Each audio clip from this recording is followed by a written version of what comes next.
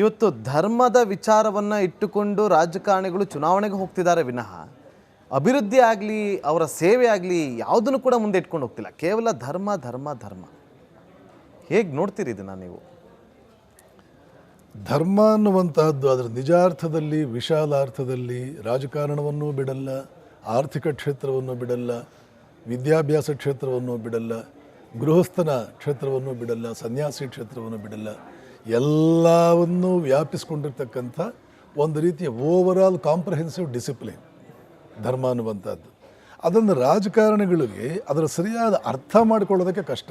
ಧರ್ಮ ನಿರಪೇಕ್ಷತೆ ಅನ್ನುವಂಥದ್ದು ಒಂದು ಪದ ಏನಿದೆ, ಆ ಧರ್ಮ ನಿರಪೇಕ್ಷತೆ ಅನ್ನುವಂತಹ ಪದ ಕೂಡ ಸರಿಯಿಲ್ಲ. ಮತ್ತು ಈ ಧರ್ಮ ಅನ್ನುವಂಥದ್ದನ್ನು ಧಾರ್ಮಿಕ ಆಚರಣೆಗಳು ಅಂತ ಮಿಸ್ಟೇಕ್ ಮಾಡಿಕೊಳ್ಳಲಾಗಿದೆ. ಧಾರ್ಮಿಕ ಆಚರಣೆಗಳಲ್ಲಿ ಭಿನ್ನತೆ ಇರುತ್ತೆ, ಮತಗಳಲ್ಲಿ ಭಿನ್ನತೆ ಇರುತ್ತೆ, ಆದರೆ ಧರ್ಮದಲ್ಲಿ ಭಿನ್ನತೆ ಇರಲ್ಲ.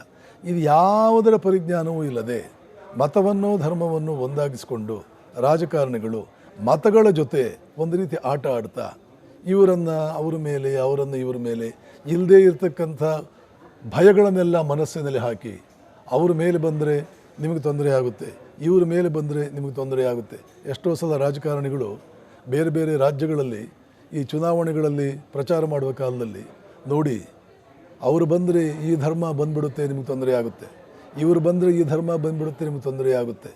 ಯಾವ ಧರ್ಮವೂ ಅಟ್ಲೀಸ್ಟ್ ಕೊನೆ ಪಕ್ಷ ಭಾರತೀಯ ಸಂಜಾತವಾದ ಯಾವ ಧರ್ಮವೂ, ಅದು ಹಿಂದೂ ಧರ್ಮ ಆಗಿರಲಿ, ಬೌದ್ಧ ಧರ್ಮ ಆಗಿರಲಿ, ಜೈನ ಧರ್ಮ ಆಗಿರಲಿ, ಎಲ್ಲೋ ಅಲ್ಲಲ್ಲಿ ಸ್ಟ್ರೇ ಕೇಸಸ್ ಬಿಟ್ಟರೆ ಯಾವ ಧರ್ಮವು ಭಾರತೀಯ ಸಂಜಾತ ನಾನು ಹೇಳ್ತಾ ಇರ್ತಕ್ಕಂಥ ಯಾವ ಧರ್ಮವು ಬೇರೆ ಧರ್ಮದವರಿಗೆ ಕಿರುಕುಳ ಕೊಟ್ಟಿಲ್ಲ.